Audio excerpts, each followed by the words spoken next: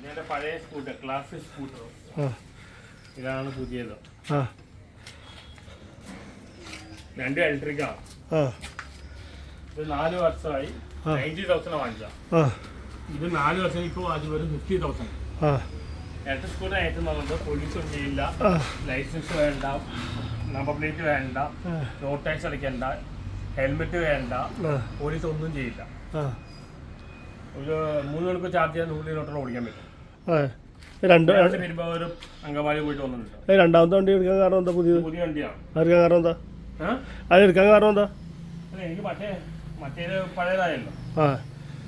2 ഉപയോഗിക്കാറുണ്ട്. രണ്ട് കമ്പനിയാണ്. ലെജൻഡ് ആണ്.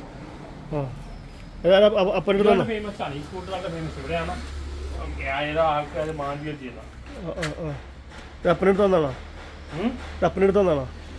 എന്താണ് ഈ വണ്ടി? അപ്പനെടുത്ത് വന്നാണോ? ഇതിപ്പോ ഞാൻ തന്നെ വാങ്ങിച്ച. ഇതാണ് മേടിച്ചത്.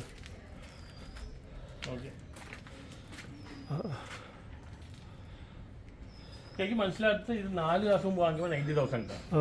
ഇതിപ്പോ 50,000 രൂപയായിരുന്നു. എന്താ പറ്റിയത്? കംപ്ലൈന്റ് ഒന്നും ഇല്ല അതിന്. പക്ഷേ ആക്സിഡന്റ് പറ്റിയിട്ടുണ്ട് എനിക്ക്. ഈ സാധനം പോയി, ഈ മെറുകൊണ്ട് പോയി. ഇതിൽ ഇതൊരു ആക്സിഡന്റ് പറ്റിയിട്ടില്ല. ഇതൊരു ആക്സിഡന്റ് പറ്റിയിട്ടുണ്ട്. ഒരു പള്ളിയിലെ അച്ഛൻ പൂജാസ് ചെയ്തതാണ്. 6 ആക്സിഡന്റ് ഉണ്ടായി. ഇനി ആരെങ്കിലും പോയി കാണുമോ?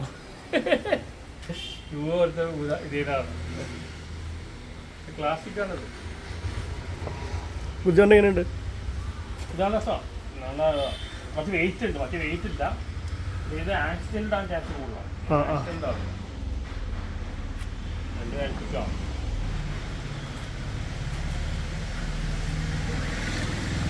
പല ഭാഗത്ത് പോയി ആക്സിഡന്റ് വരും. വെഹിക്കിൾ കുറച്ച് കുറവാണ്. ഈ വണ്ടി കൊണ്ട് പോകുമ്പോൾ ആൾക്കാർ വന്ന് ഫോട്ടോ എടുക്കുന്ന വീഡിയോ ഇപ്പോഴും എടുക്കാറുണ്ട്. വണ്ടി വളരെ ഫേമസ് ആണ്. ഉപയോഗിക്കാറുണ്ട്. ഇപ്പോൾ 2 ഉപയോഗിക്കാറുണ്ട്. ഓക്കെ. കാറോ? കാറിന്റെ ഭാഗമാണ് സെന്റിമെന്റ്സ് മെയിൻറ്റെയിൻ ചെയ്യുന്നത്.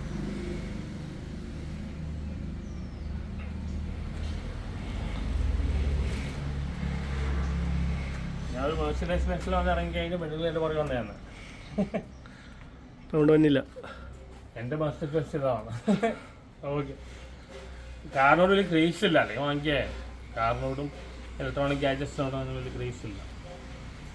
വീട് പെയിൻറ് ചെയ്തിരുന്നാണ്. ലൈവ് തുടങ്ങുന്നുണ്ടെന്നായി. ലൈവാ